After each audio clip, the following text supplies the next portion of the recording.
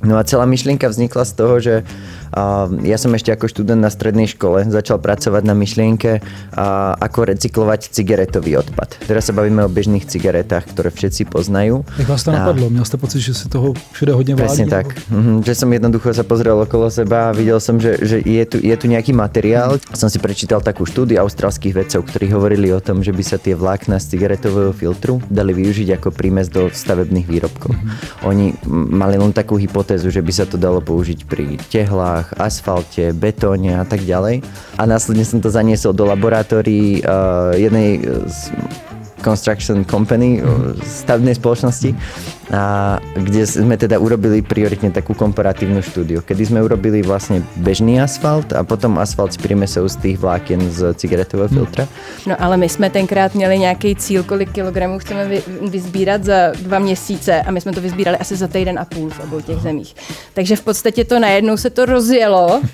A teď my jsme jako měli Huga z garáží a Českou republiku, kde jsme neměli recyklátor. Našimi hosty jsou dnes Karolína Nováková, manažerka udržitelnosti ve společnosti Philip Morris, a Hugo Repáň, šéf společnosti Reneso. Vítám vás tady oba, dobrý den. Dobrý den. Dobrý deň. Já se vás na úvod zeptám, vy jste měli svoje vystoupení v rámci týdne inovací. Co jste tam prezentovali? Jaké téma jste prezentovali? My jsme tam prezentovali vlastně náš společný projekt, bych to nazvala, který vznikl v rámci našeho, teď myslím Philip Morris, programu na sběr použitých náplní, takových těch tabákových do našich bezdýmných zařízení, který sbíráme od spotřebitelů a pak je předáváme dál k recyklaci, aby z nich vzniklo něco smysluplného.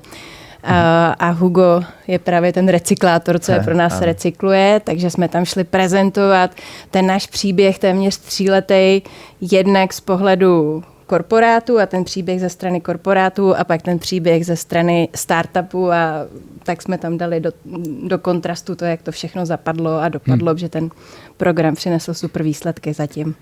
To jsou zajímavá témata, o kterých bychom se dneska měli bavit, to znamená spolupráce korporátů, startupů, i o tom konkrétním projektu, který tady prezentuje Hugo.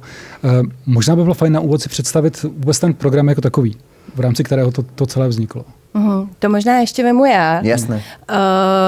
V podstatě ten program je jednoduchý. Já se teď budu soustředit jenom na tu část toho, že to je součástí nějakého našeho cirkulárního programu, kdy od spotřebitelů vybíráme i zařízení a náplně do jiných našich zařízení, ale ten, co se týká těch tabákových náplní, tak v podstatě představte si, že spotřebitel si na prodejně vyzvedne prázdný sáček, sbírá ty použitý náplně a při příští návštěvě nám to přinese zpátky do obchodu a my se postaráme o zbytek. Konkrétně teda v tomhle případě o to, aby se to dostalo k tomu recyklátorovi a aby se z toho mohlo vzniknout něco nového. Jasně. Pojďme tedy konkrétně. Jak vznikl ten projekt, který tady reprezentuje Hugo, to znamená startup Reneso? Jak jste vůbec dospěli tady k téhleté spolupráci? Jaký tam byl ten nápad? Řekni, jak jsi začal. Jo. Ono to celé začalo v garáži. To veľmi radi spomíname, že sme my ako firma Reneso a startup Reneso taký ten štandardný startup, ktorý vznikol v garáži. No a celá myšlienka vznikla z toho, že ja som ešte ako študent na strednej škole začal pracovať na myšlienke, ako recyklovať cigaretový odpad. Teraz sa bavíme o bežných cigaretách, ktoré všetci poznajú. Jak vás to napadlo? Měl jste pocit, že si toho všude hodně válí? Presne tak. Že som jednoducho sa pozrel okolo seba a videl som, že je tu nejaký materiál, ktorý... Nepozeral som sa ani na to, že je to odpad, ale že je to nejaký materiál, ktorý nikto nedokáže využiť. Alebo teda vtedy som nevedel o nikom, no tak som si o tom začal čítať na internete a nič som sa nedočítal. Čo sú také dve roviny potom, že ak ste si niečo zmysleli a nenájdete o tom nič napísané na internete, tak bude to úplná blbosť, alebo je to nejaký extrémny potenciál. A to nikdy človek nevie, alebo teda veľmi ťažko sa medzi tým rozhoduje.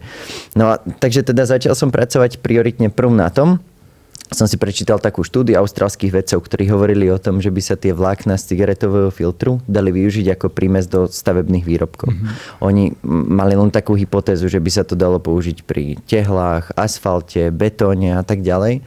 No a lenže to bolo akoby všetko len napísané v jednej štúdii, že je to vláknitý materiál, vedelo by to pohlcovať tým pádom vlhkosť iných materiálov a vedelo by to slúžiť. Ale tam to haslo. No a ja som začal vlastne na tej myšlienke stavať ďalej.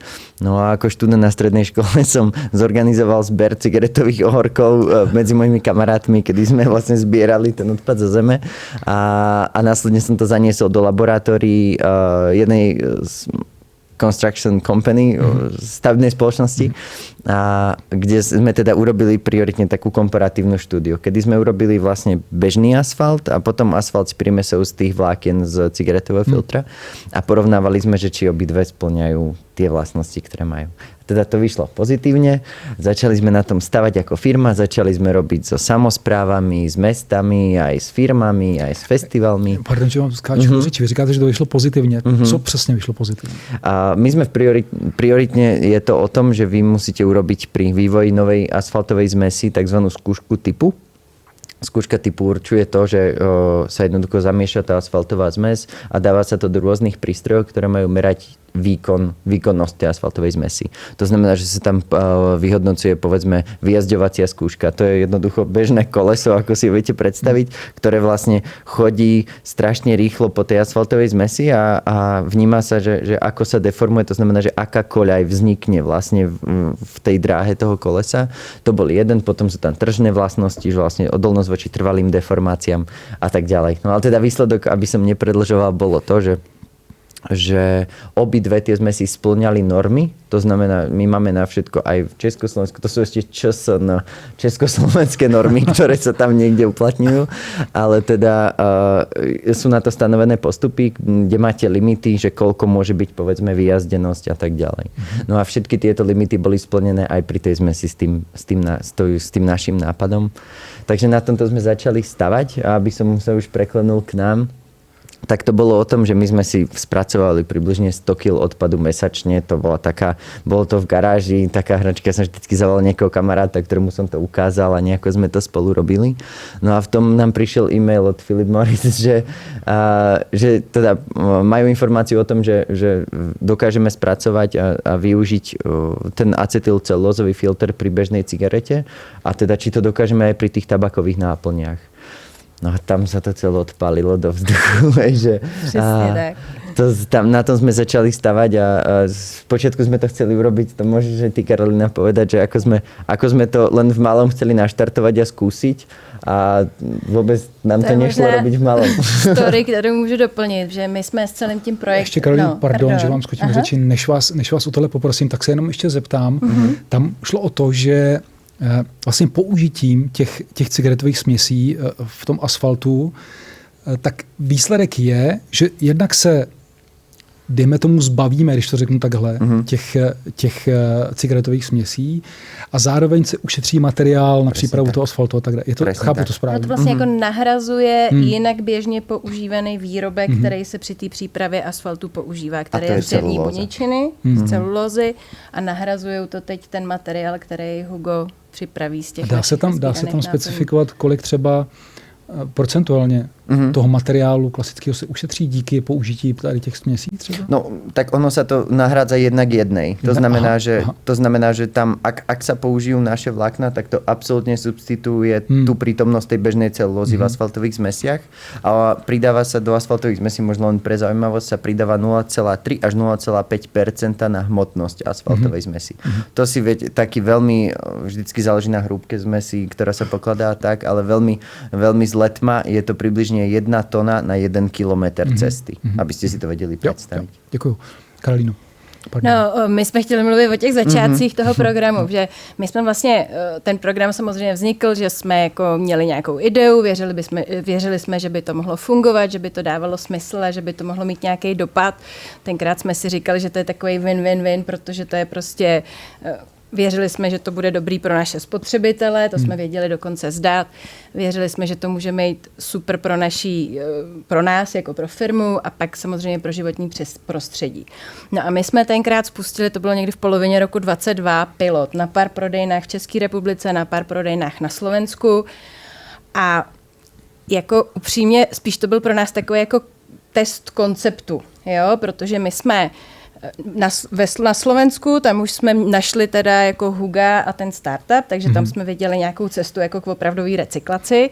V Čechách jsme žádného recyklátora neměli. Aha. Takže tam jsme se jsme vytvořili nějaké partnerství s univerzitama, tenkrát to bylo VUT Brno, pokud si dobře pamatuju, a s nějakýma dalšíma stakeholderama a vlastně jsme teprve začali zkoumat možnosti aplikace toho materiálu. Z toho mimochodem vyšlo spousta zajímavých věcí, to je taky jako super věc na tomhle projektu, že nás to prostě díky tomu, jaký to mělo ten inovační potenciál, tak nás to propojilo k jednomu stolu, kde jsme měli startup, měli jsme tam univerzity, měli jsme tam neziskovky, jo, a prostě přitom, když jsme hledali to ideální řešení, ale nakonec to řešení přišlo právě od Huga, protože, nebo to finální, protože jeden z aspektů byl, že my jsme taky potřebovali být praktický, protože my jsme začali ten pilot a mysleli jsme, že testujeme koncept, jsem říkala. No a na Slovensku, a teď si představte, my jsme říkali lidem, ať vemou, já to tady měla někde v kapse, teď už to nemám, ať prostě sbírají svoje použitý náplně, ať to nehoří, tak prostě je to trošku cítit, sbírají to do sáčku, teď si to dají třeba do kabelky a přinesou nám to na prodejnu. Na Slovensku jsme jim říkali, že to předáme k recyklaci, že tam už jsme to mohli tvrdit. V Čechách jsme otevřeně říkali, přineste nám to, aby jsme mohli zkoumat možnosti recyklace, že to dáme univerzitám.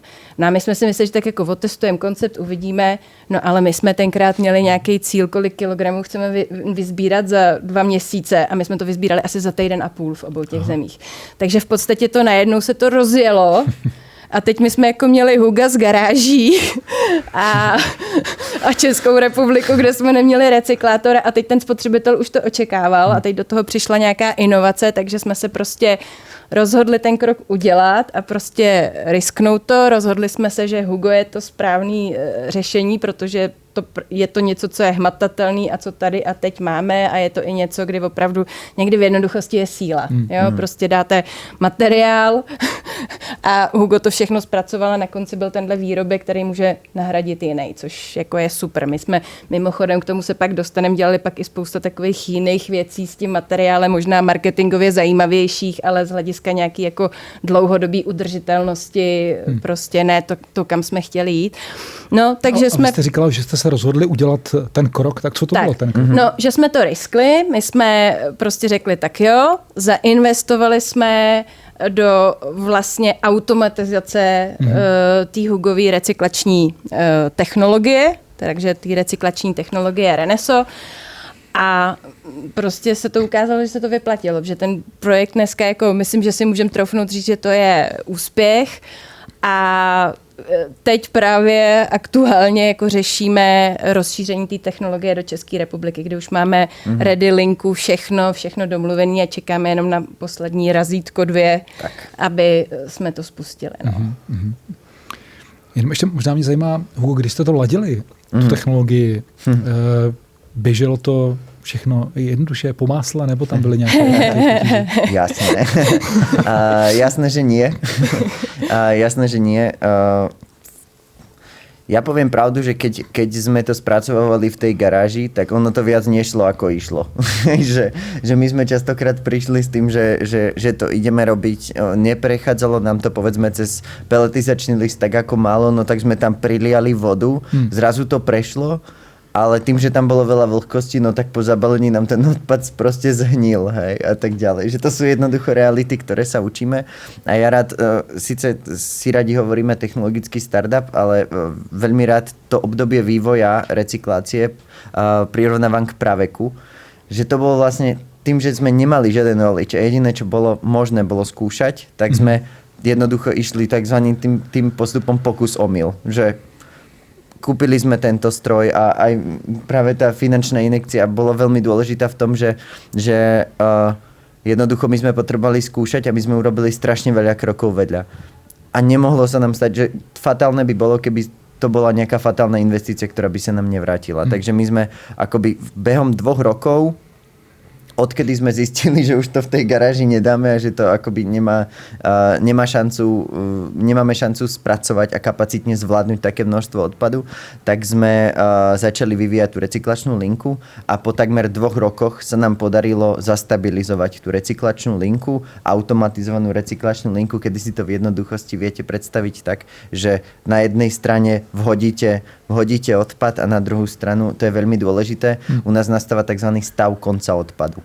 Čo znamená v odpadovej evidenčnej miere, alebo teda z pohľadu odpadu, to je to, že my ešte evidujeme na vstupe našej linky, že je to odpad, ale to, čo z nej vylieza, už je produkt. Aha. A nevzťahuje sa na to tá odpadová legislatíva, čo je úplne skvelé, pretože jednak aj do ESG reportov a tak ďalej sa to dáva ako R3, to znamená, že to bolo spracované a využité, nebolo to iba zneškodnené, ako sa to, že dáva, povedzme, na skladke sa to zneškodní, ale nechcem ísť do detailov.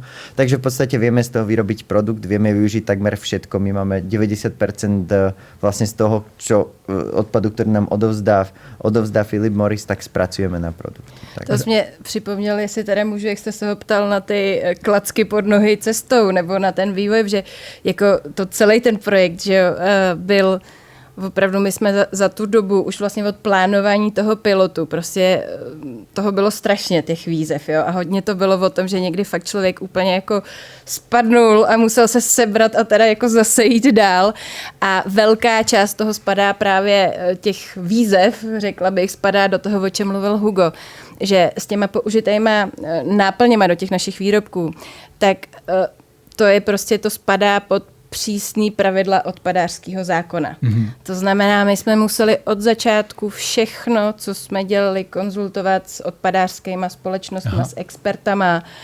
Teď třeba přeprava, my jsme měli recyklační linku na Slovensku a říkali jsme si, no tak ta linka má kapacity dost, tak pojďme ten materiál, co vyzbíráme v Čechách, převést do Reneso na Slovensko a zpracovat to, protože tam byla kapacita a dávalo to veškerý smysl.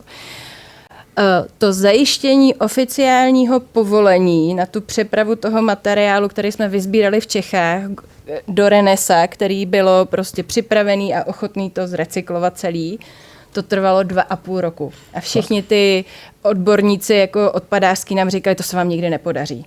Takže právě proto, když tady říkám, že jsme začali dělat tu linku v Čechách, tak to byl vlastně náš plán B, protože po nějakých 2 letech už jsme si říkali, no tak to asi nemůžeme tady hromadit, že ten odpad je opravdu objemnej, tak musíme začít něco dělat. Takže to byla jako jedna z důležitých oblastí, nebo pak třeba logistika, jo, kdy vy musíte nějak ty náplně dostat, vyzbíraný materiál musíte dostat ve finále k Hugovi, ale někam na nějaký mezisklad a my jsme nemohli používat dodávky, co normálně používáme. Museli jsme používat licencovanou odpadářskou společnost, která nám to sveze. Takže tam těch jako překážek na té cestě byla spousta, ale prostě nedali jsme se a prostě vypadá, že se nám to podařilo dotáhnout až do konce. Daří, ještě stále. Jako určitě jsme ještě stále na cestě, jako, a jako nepochybuju o tom, že nás ještě spousta výzev čeká, ale bereme to tak, že to je cesta, rozhodně tady netvrdíme, že máme hotovo a jedeme dál. No. Mě by zajímalo ještě k tomu samému procesu, k té recyklaci. Co vlastně se stane během toho recyklačního procesu s tím materiálem, aby se pak dal používat, aby neschnil, jak jste říkal, a tak dále? Presne tak. Budem trošku opatrný, čo sa týka informácií, nakoľko tá naša linka, ale to je zároveň dôležité povedať, že podstupuje vlastne aktuálne, je na ňu podaná medzinárodná patentová prihláška. Tá linka sama o sebe, akoby, že to sú už známe stroje, ktoré sme poskladali a poupravovali, ale to konkrétne použitie, na ktoré to my využívame, je absolútne unikátne v celom svete. Takže musím byť opatrný, ale zároveň veľmi rád poviem to, že v prvom rade musíme zabezpečiť homogenitu, čo sa týka vlhkosti. To znamená, že ak sa náhodou stane, že ten odpad je vlhkejší alebo niečo podobné, tak musíme to najprv dať do roštovej sušičky, proste veľká sušička, do ktorej vháňame vzduch. Musím povedať, že všetko je elektrifikované, čo bola naša aj záväzok voči či už okresnému radu životného prostredia, ale aj všetkým ostatným, že to elektrifikovať. A teda po sušení potom prebieha proces, kedy sa to tá automatizácia ani spočívala hlavne v tom, že sme museli vymyslieť dopravníkové systémy. To znamená, že my sme v tej garáži mali v podstate tú istú technológiu, že sme tam mali stroj jeden, ktorý ich rozdrvil, stroj 2, ktorý ich stlačil a vytvoril z nich v podstate granulát. Avšak my sme potrebovali docieliť to, aby sme vedeli do nejakej zbernej nádoby vysypať Big Bag, to je 500 kg a ten stroj, ako som už spomínal, že sám urobí tú robotu, hej, lebo to bolo neskutočne pracné to dávať do toho prvého stroja, potom to vyťahovať, dávať to do toho druhého ručne. Ešte tým, že do toho lisu to sme nemohli dať veľa, no tak ten systém bol v tej garáži taký, že sme si nabrali do také lopatky a tak ako triasli ste s tou rukou a tak pomaličky to vsypávali. Takže. Jenom připovedu, promiň, že ti do toho skáču, Hugo, že třeba v loňském roce jsme v průběru vyzbírali 2,7 tuny měsíčně, jo? Když si tady představujeme tu lopatku. Sypanie s lopatkou. No, takže 2,7 tony je tretina kamiona plného, takže ono ešte, keď to rozmeliete, no tak to extrémne ešte získa ďalší objem, takže to sú obrovské objemy. Tým, že je ten materiál relatívne ľahký, no tak je to obrovský objem, čo sa týka akože veľkosti. Týden inovací, jedna z nejvýznamnějších tuzemských událostí v oblasti inovací, převratných technologií a umělé inteligence, v roce 2025 oslavil už 10. výročí existence. Každoroční svátek všech inovátorů a nadšenců přelomových řešení pravidelně na jednom místě prezentuje okolo 300 skvělých řečníků, ať už jde o špičky tuzemské inovační scény nebo výjimečné osobnosti ze zahraničí. Dále desítky diskuzních panelů, inovativních nápadů a technologií z různých oborů, inspirativní semináře nebo projekty zaměřené na podporu startupů a žen podnikatelek. Zapište si už teď.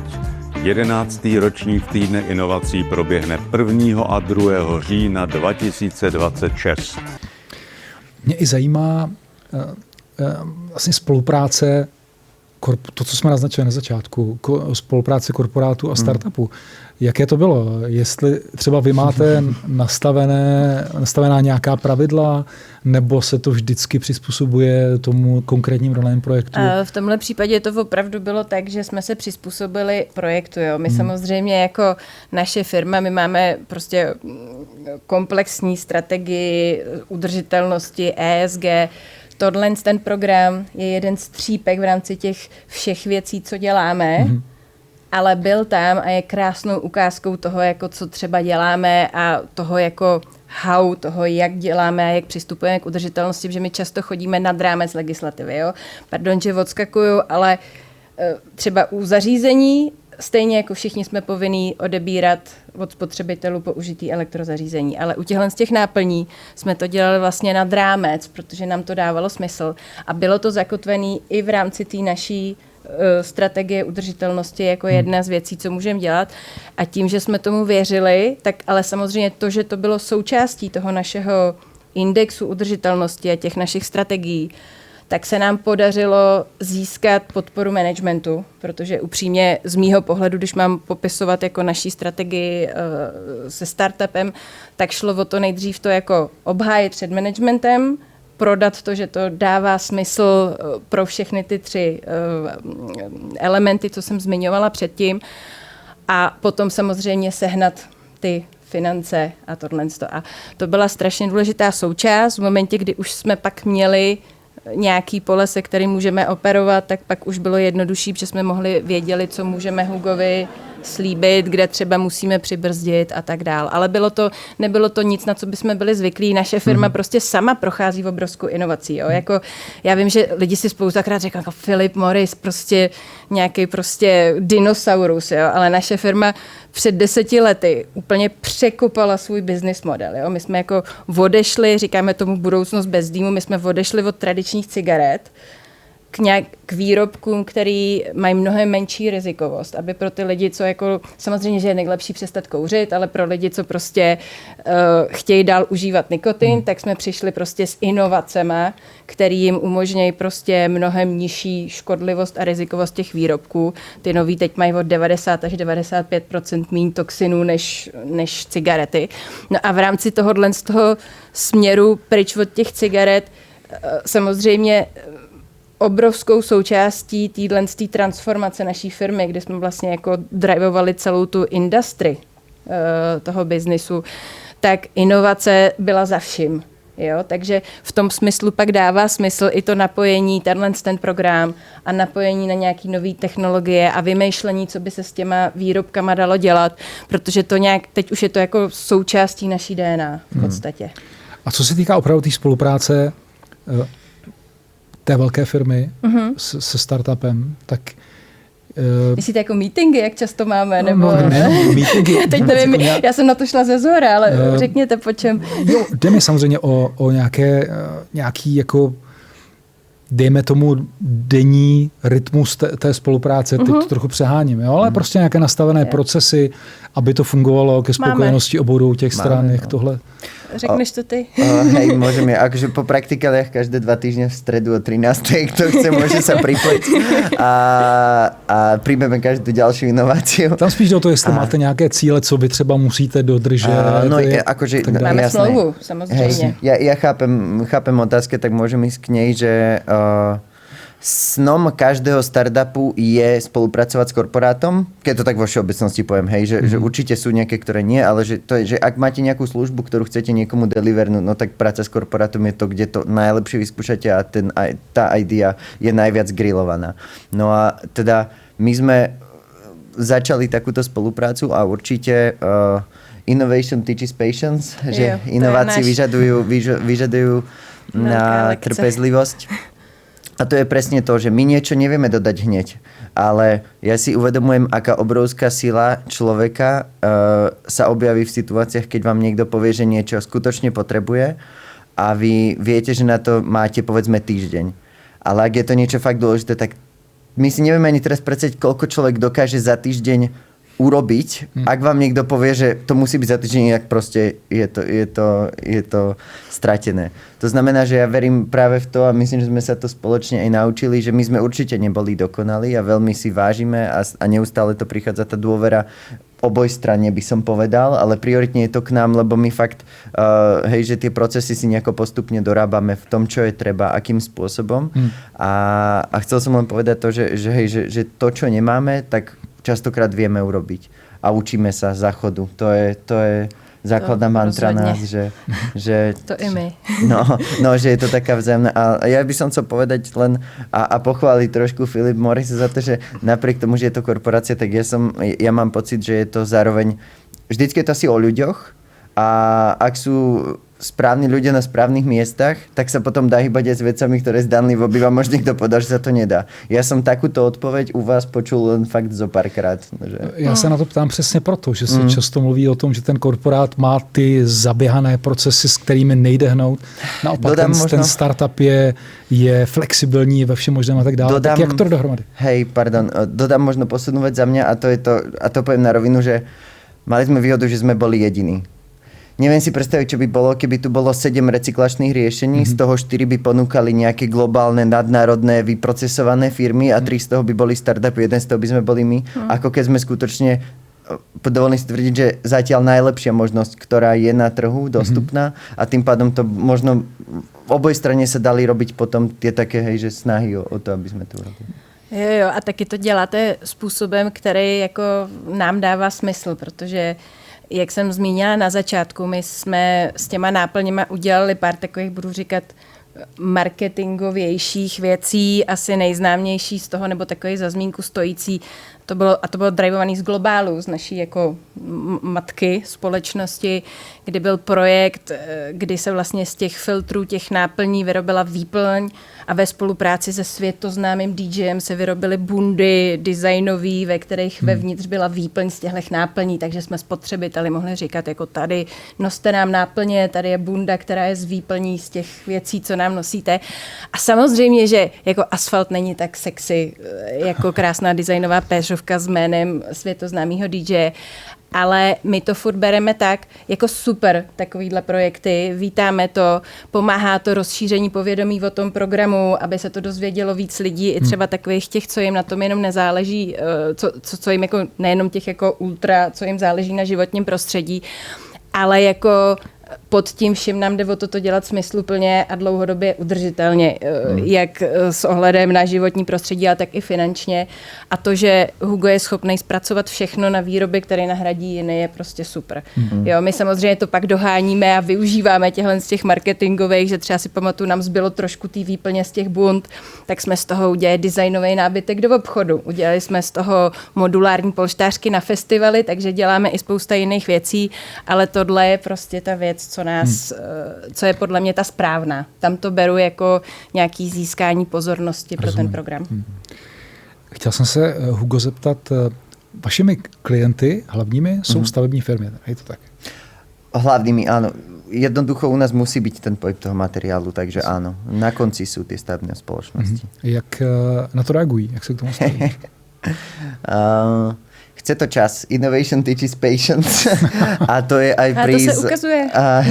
A to sa ukazuje aj pri záujme tých stavebných spoločností, že ja si veľmi cením dôveru tej prvej, ktorá nám vlastne dala tú dôveru a urobili sme vlastne prvú cestu s prímesou z filtrov na svete. Bolo to v roku 2023, ak sa nemýlim.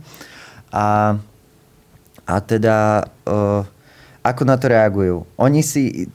Možno je dobré to, že je tam konkurencia a oni si konkurujú. To znamená, že byť tou prvou je niekedy sa o to preháňajú, niekedy, keď je niečo nejasné, no tak úplne tomu nedôverujú, že nechcú byť úplne tí prví a trvá to čas. Ja to vidím, že my sme vlastne, kým sme nedokončili tú linku automatizovanú, tak nám to bolo ťažko s nimi aj komunikovať. Teraz to tak v jednoduchosti predstavte, že oni sa nás pýtali, že ja som za nimi prišiel, budeme mať takýto inovatívny materiál, vyrábame to, vieme to takto zabaliť a tak ďalej. Oni povedali, no dobré, a koľko toho máte? A že teraz 0,5 tony, lebo ešte len dokončíme linku. Oni, čo s tým máme robiť? My potrebujeme proste aspoň naplniť to silok, do ktorého sa dáva 1 tona, hej? A takže oni boli, že tak si to dokončíte, tak my sme vlastne aj tak trošku naslepo, že museli najprv ten baťovský princíp, že rob až to, čo vieš predať, tak sa veľmi nedal robiť. Tak my sme začali spracovávať, povedali sme, OK, už máme 10 tón a urobili sme prvú cestu. Teraz nedávno sme urobili zatiaľ najväčší infraštruktúrny projekt, teda sme použili viac ako 2,8 milióna tých filtrov na úseku pri Kovačovej na Slovensku.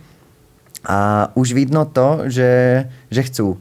Že tie asfaltové spoločnosti tým, že sú to tiež, to je možno 5-6 väčších hráčov, tak už vidia, že sa to etabluje na tom trhu a postupne s nimi začíname komunikovať. A vidím za tie 2 roky možno práce, to som tým chcel povedať, že my sme predtým nevedeli úplne komunikovať a teraz my sme vo februári, mám to tak odrátané, že vo februári sme akoby ukončili taký ten zásadný vývoj pri linke, pretože už robila to, čo mala a má a tým pádom sme vedeli začať oslovať ten asfaltový priemysel. A to pomaličky sa to, na to, že sme začali tento rok vo veľkom, tak plánujeme teraz ďalšiu cestu, ktorá bude v Bratislavskom samosprávnom kraji a vidíme, že sa to extrémne dobre rozpohybúváva, takže tešíme sa toho, že to nás ide. No nás o to budú prosiť. No, áno, a vlastne tam chcem aj, hej, že to bol ten ideálny princíp, že najväčší, ako to povedať, že tam je taký pekný oxymoron, že toho odpadu je strašne veľa, ale našli sme odbytisko, kde asfaltiaci hovoria, že toho je strašne málo, že nám to nepokrie ani vlastne tú kapacitu, ktorú my potrebujeme na jednej jedinej tej výrobni, ktorú máme. To znamená, že potýkame sa s tým, že oni potrebujú strašne veľa, my máme málo, ale pre nás je to zároveň obrovské číslo, čo my dodávame. Takže toto sa teraz snažíme nejako manažovať a však nedostatok je super. Hej? Že keď je vlastne ponuka vyššia ako je dopyt, tak potom teda nižšia ako je dopyt, no tak potom vieme hýbať s cenou a vieme sa dostať, hej, že vieme lavírovať pri tom, že ten recyklačný proces dokáže byť do budúcna možno udržateľný, aj čo sa týka financií, hej, čo je. Mě ještě zajímá, pokud je o ten zdroj, vlastně sběr toho, je to tak, že jste závislí na tom, že to opravdu lidé nosí, vracejí ty náplně, nebo to funguje trochu jinak? Karolina, povedz. No, lidi nám náplně vracejí. Samozřejmě, že teď třeba, protože my jsme se od začátku nechtěli jako za to uplácet, jo? Takže my jsme si řekli hned na začátku, hele, nejdem za to nabízet tady žádný slevy, chceme vidět, co to organicky dokáže. Během té cesty jsme jako vyzkoušeli pár způsobů, jak ty spotřebitele odměnit. A je to něco, že musíme jako udržet tu poptávku potom. Zatímco dřív to nosili fakt jako strašně rádi a nadšeně, tak teď poslední dobou sledujeme, že když tam není taková ta dlouhodobá motivace, tak to malinko klesá, ale zase máme vyzkoušený ty motivátory s předtím, takže věříme, že... A jako je to i o tom těm spotřebitelům, to my víme, že oni hrozně rádi vidějí nějaký hmatatelný důkaz toho, proč to vlastně dělat a co s tím nosit. Takže to je super, že jsme třeba s Hugem udělali takový jako asfaltový puky, který jsme mohli dát těm našim operátorům na prodejnách, který můžou říct, hele, to má to smysl, tady je kus prostě asfaltový cesty. A to jsou tedy ty motivátory, o kterých jste mluvil. Môžeš ešte povedať, čo sme, neviem, či to bol na Deň Zeme, ale viem, že tie motivátory akoby nie sú nikdy iba také, ale to máš sú pravdu, my jsme, jedna z cest, co nám jako hodně fungovalo, když říkám, že jsme zkoušeli ty krátkodobí jakoby ad hoc motivace, tak jedno z toho bylo třeba napojení na náš loajalitní klub, kdy z toho měli nějaký reálný benefit, jakoby budu říkat, jakoby nějakou ve finále se to dalo otočit ve slevu. A druhý typ, co jsme vyzkoušeli a co zafungovalo úplně úžasně, to bylo něco, co už teď vlastně jsme zopakovali druhý rok naplno, kdy jsme je vlastně motivovali dobrým skutkem. Kdy my jsme řekli, přineste nám něco a my za každou věc, co nám přinesete, přispějeme tolik korun, tolik euro na lokální včelaře. Ještě jsme to nějak navázali na sezónní příležitost Dne země a Mezinárodního dne včel. A bylo super vidět, že ty lidi reagují i na takovéhle věci, kdy z toho nemám něco já, ale mám pocit, že to dělám smysluplně. A pamatuju si, že mi říkali, když jsme to letos zopakovali, tuhle sezónní příležitost, tak mi prostě lidi z prodejen říkali, tyjo, lidi to nosí, říkají, že si to schovávali celý rok, takže jo. A doufáme, že budou nosit dál a jestli nás nějaký uživatelé našich výrobků poslouchají, tak budeme rádi, když nosit budou. Protože s tím umíme udělat smysluplné věci. Tak. A bez nich to nezvládneme.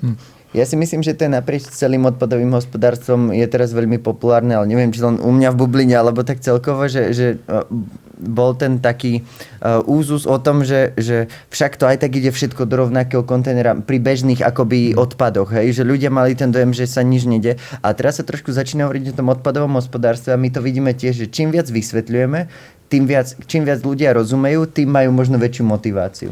Takže nás to akoby... A já jsem i, jak jsem mluvila už o tom předtím, že jsme zjistili, že lidi mají rádi ten hmatatelný příklad a chtějí to vidět, tak my třeba děláme takové věci, že třeba, nevím, jsme přítomní jako firma nebo jako značka na hudebních festivalech a my tam udělali třeba koutek, kde jsme lidem ukázali výstavku těch věcí. Třeba, jak jsem říkala, jsme dělali s univerzitama, tak jsme jim tam ukázali i ty prototypy těch věcí a těch aplikací, které třeba někdy byly slepá ulička, ale aby tam byl jako takový ten hmatatelný důkaz toho, že my tady jenom nekecáme a nejedeme jako v trendu, že tady mluvíme o udržitelnosti, ale jako my to myslíme vážně a koukejte, tady máte jako důkaz, že to tak myslíme. No. Tak to je nepochybně fajn, že lidi na to reagují. A já vám děkuji za rozhovor a přeju, ať se daří. Děkujem. Ďakujeme krásne.